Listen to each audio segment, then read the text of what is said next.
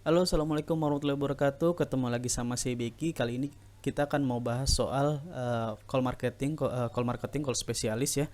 Karena banyak kan teman-teman ketika saya tanya di channel materi digital marketing apa sih yang mau dibahas, yang memang jarang dibahas, dan banyak kan yang jawab adalah call marketing dan call spesialis. Jadi kita lanjut aja. Oke. Yang pertama pertanyaannya apa sih call itu? Call itu adalah key opinion leader. Jadi key opinion leader itu adalah orang-orang yang dianggap bisa menggiring opini orang lain. Ya, jadi tokoh atau orang atau selebgram, seleb tweet atau apapun yang dianggap bisa mempengaruhi opini orang lain. Jadi key opinion, ada opinionnya leader, ya. Atau kita menyebutnya influencer. Jadi mereka bisa menginfluence orang lain untuk melakukan sesuatu. Jadi di industri disebutnya call ya, key opinion leader. Terus kenapa ada call marketing? Jadi begini teman-teman, sekarang kan zamannya internet, zamannya digital, zamannya sosial media, dan orang-orang itu kan lebih yakin ketika mereka melihat sesuatu lewat sosial media. Misalnya saya mau beli sarung, sarungnya mereknya tanduk gajah gitu kan. Saya nggak tahu nih tanduk gajah itu merek apa, tapi orang yang saya follow, yang saya percaya gitu, dia posting tentang sarung tanduk gajah yang meyakinkan saya untuk membeli sarung tersebut. Jadi karena sekarang zamannya sosial media, maka kita butuh orang-orang untuk meyakinkan audiens, untuk meyakinkan lebih banyak orang lain untuk membeli jasa atau produk lewat sosial media. Makanya fungsi call sekarang dianggap penting. Jadi sama pentingnya kayak iklan gitu. Kalau iklan kan kita bisa mentargetin, sedangkan kalau call mereka udah punya audiensnya sendiri, atau bisa kita sebut fans atau followers.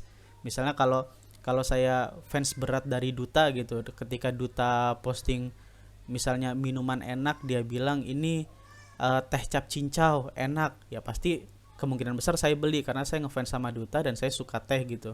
Jadi kenapa ada call marketing ya, karena dasarnya dari situ. Sekarang dianggap bahwa orang-orang yang punya followers itu dia bisa menggiring opini audiensnya, menggiring opini dari fansnya ya. Kemudian pertanyaannya, kenapa ada call spesialis? Nah, karena ada call marketing, karena dianggap call itu sebagai sesuatu yang penting di industri, akhirnya ada sebuah divisi baru, ada sebuah role baru yang diciptakan di dalam industri, yaitu call spesialis. Call spesialis ini orang yang memang tugasnya manage call. Jadi apa? Dia managing, dia emang tugasnya komunikasi sama call. Oke. Nah, di sini ada job desk-nya apa sih kalau call spesialis itu? Ya karena dia emang spesialis call. Jadi job desk-nya adalah berhubungan sama call. Yang pertama biasanya nih, job desk-nya adalah dia punya database. Dia collect atau ngumpulin call database, atau dia punya database sendiri.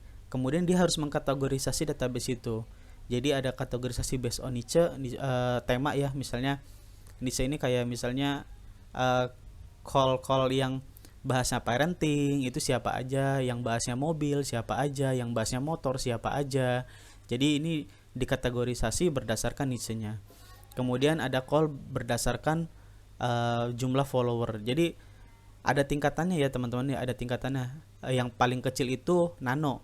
Jadi call nano call nano, kemudian di atas nano ada mikro, di atas mikro ada apa ya, ada call besar lah. Jadi pokoknya nano itu yang biasanya followersnya di bawah 10.000, di bawah 10.000. Terus mikro itu 10 sampai 100.000. Jadi yang 100.000 ke atas itu bisa kita sebut sebagai medium atau udah kita sebut influencer sih ya. Kenapa kenapa dikategorikan ada nano, ada mikro? Karena budgetnya beda. Misalnya kalau dengan follower 10.000, harganya pasti beda dengan call dengan follower 100.000. Jadi harga harga endorse mereka itu pasti beda ya. Nah, kemudian kategori call based on metrics. Nah, ini nanti ada lanjutannya ya. Karena metrics itu apa sih? Metrics itu adalah eh, kategori untuk hitungan. Jadi matriks itu adalah sesuatu yang bisa dihitung dan bisa dipresentasikan kepada orang lain. Nah, kemudian tugasnya lagi adalah mereka kontak atau reach call tersebut. Jadi selain punya database, mereka kalau bisa punya kontak, biasanya kan ada kontak manajemennya, ada kontak manajernya. Nah, mereka harus bisa kontak gitu. Kemudian job desk-nya biasanya lagi adalah mereka manage call based on campaign. Jadi ini hampir sama kayak tadi based on niche ya. Jadi based on campaign, karena ada beberapa call yang memang jadwalnya penuh, biasanya deket-deket hari-hari event gede. Jadi kita harus udah booking jauh-jauh hari. Kita harus tahu perusahaan ini atau produk yang kita jual ini dia mau bikin event atau mau bikin promo ini kapan aja. Jadi nggak ada namanya mepet gitu. Misalnya, oh nih besok harus posting, harus nyari call hari ini, nggak bisa. Biasanya mereka harus scheduling dulu gitu. Jadi harus campaign itu harus kita setup dulu, harus kita jadwalin. Kemudian ada concepting konten. Jadi concepting konten itu gini,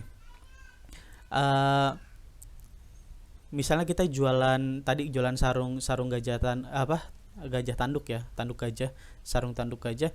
Kita harus ngasih tahu konsep kontennya ke call itu kayak gimana. Jadi misalnya kita pengen selling pointnya apa sih dari sarung kita gitu, dari produk kita. Selling pointnya adalah sarung ini tahan air, sarung ini tahan panas, tahan salju, bisa terbang gitu kan. Jadi harus ada konsepnya, selling pointnya yang harus di point atau disebutkan oleh si call itu di kontennya. Jadi jangan sampai kita missing the point gitu, karena ada beberapa saya handle produk, si callnya ini dia missing the point, dan itu yang mengakibatkan kita sebenarnya nggak mau bayar sebelum dia posting ulang atau bikin konten baru gitu, atau mereka edit lah gimana caranya, karena selling point ini penting buat produk kita, buat positioning produk kita. Nah, ini nanti ada hubungannya sama nih di sini di create contract ya. Jadi kontrak itu di situ harus disebutkan bahwa call itu harus stating selling point yang kita ajukan gitu. Jadi kalau nggak setuju atau dia nggak deliver sesuai yang kita mau, ya kita bisa kenain denda, atau kita bisa minta mereka ngulang posting, ngulang bikin konten sampai kita puas. Kemudian ada budget management. Kayak tadi ya, di sini kan disebut ada follower size-nya. Jadi itu berhubungan sama budget management. Misalnya dari perusahaan kamu dikasih 100 juta. Nah, 100 juta ini mau kamu belah kemana? Misalnya kamu cuma kontak Reselvena, kontak Aukarin, itu cuma ya udah cuma dapat 2 call gitu kan. Tapi kalau kamu pecah ke call yang nano, yang mikro, itu bisa dapat 100, bisa dapat 200 call. Kayak gitu ya. Kemudian manage campaign schedule ini sama kayak manage berdasarkan campaign. Jadi tadi kayak kamu harus tahu nih schedule-nya kapan aja harus campaign. Karena campaign itu kalau call, bedanya call sama ads atau iklan itu, call itu nggak bisa dadakan. Kalau ads itu kan bisa nih, kita mau promo besok, ya kita bikin ads-nya hari ini, kita posting hari ini, yang kita running hari ini, itu ads sudah bisa jalan. Tapi kalau call enggak, biasanya mereka kan butuh waktu buat bikin konsep, mereka butuh waktu buat bikin konten, buat editing gitu kan. Kemudian manage campaign proses. Jadi selama proses dari kita deal sama si call-nya sampai konten itu tayang, itu kita harus tetap berhubungan sama si call ini, jangan sampai mereka miss gitu. Karena kalau miss ya bakalan lewat. Misalnya kayak kemarin ada kasus hari batik ya, yang memang harusnya diposting di hari batik gitu, tapi ada influencer yang nggak posting di hari batik, ya itu harusnya memang si call ini mengembalikan uang gitu berdasarkan kontrak ya, karena memang itu kan eventnya hari batik gitu. Jadi manage campaign proses ini penting. Kemudian manage campaign result. Nah, jadi setelah call ini, setelah kita kontak si call, terus kemudian setelah kita bikin konten, kita point out apa aja. Nah, ini kita harus bisa menjelaskan resultnya atau hasilnya. Hasil dari campaignnya itu apa aja sih? Gitu. Jadi itu yang disebut matrix ya. Nanti ada di belakang. Oke. Kita lanjut. Syaratnya jadi call spesialis itu apa sih? Oke. Biasanya nih syarat yang diminta sama perusahaan ketika dia buka lowongan call spesialis adalah biasanya harus pernah megang komunitas atau event yang melibatkan melibatkan call. Kemudian harus punya database, pernah kerja sama call, terus pernah running campaign, Terus biasanya ada request tertentu pernah kerja di agensi. Kemudian tahu caranya apa, deliver matrix gitu kan, bikin report matrix, tahu caranya bikin konsep konten, terus tahu caranya deliver konten. Konsep sama deliver itu beda sih. Jadi konsep itu kayak misalnya kayak tadi kita harus bikin apa, bikin sketchnya, bikin konsepnya, tertulis ke Sikol bahwa sarung kita selling pointnya adalah A, B, C, D, E ya kan. Nah kemudian ketika deliver konten, Sikol ini harusnya sebelum posting mereka minta apa, approval dari kita dulu, minta approval ya. Jadi misalnya ini konten ini gimana, bagus kak. Nah disitulah kita minta mereka edit beberapa yang menurut kita lebih menjual. Jadi ini caranya deliver konten ya. Oke. Terus ini nih, database call tadi saya belum sebut. Jadi biasanya call itu gini, call mikro sama call nano itu biasanya mereka punya manajemen, kita nyebutnya manajemen. Jadi manajemen itu kayak ada satu orang atau satu kelompok yang ada satu kelompok atau satu orang yang menghandle banyak nano call, atau kita sebutnya micro influencer, nano influencer lah, sama aja ya. Jadi biasanya itu mereka murahnya sekali posting itu nggak nyampe jutaan per call. Jadi karena mereka mainnya kuantitas, mainnya banyak kuantitas ya, jadinya mahal juga. Misal kita mau punya 100 nano call gitu kan, punya 100 nano account, nano call yang posting campaign kita, satu akunnya itu dihargain misalnya 50.000, 100 berarti sekitar 5 juta gitu ya. Jadi biasanya udah, kita nggak usah perlu kontak satu-satu tuh, kita nggak perlu kontak satu-satu, biasanya udah ada manajemen yang handle mereka. Kalau aplikasi ada namanya Party Post.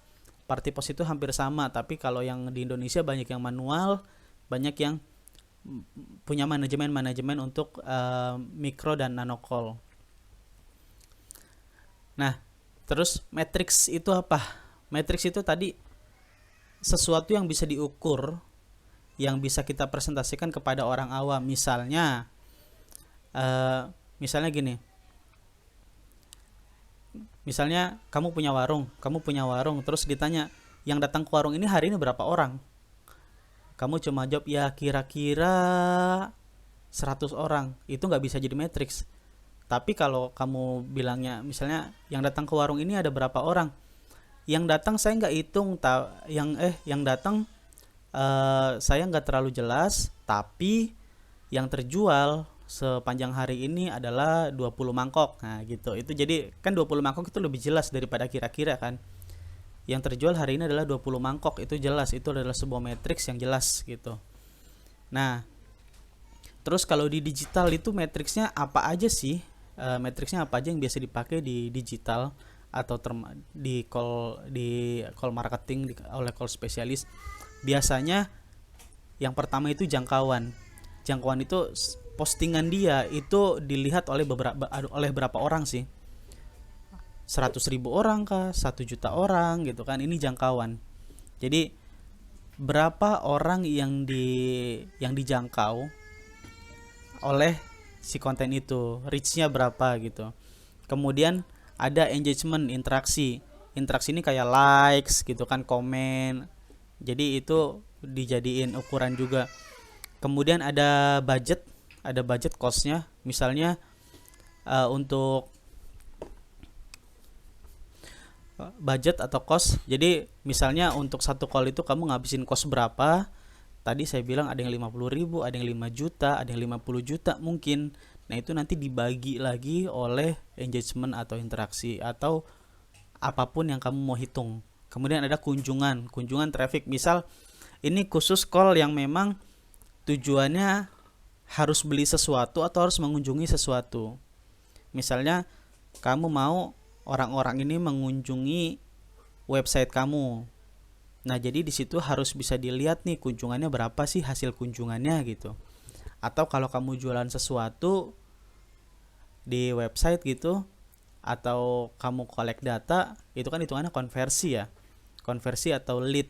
Nah, jadi di situ harus dilihat berapa sih konversi yang dihasilkan oleh si call ini. Gitu ya. Jadi itu aja untuk call spesialis untuk call marketing. Jadi kalau misalnya mau ada yang ditanya, nanti silakan tanya aja di grup, atau nanti saya buka lagi sesi untuk materi digital marketing. Kayak gitu aja. Wait. Oke.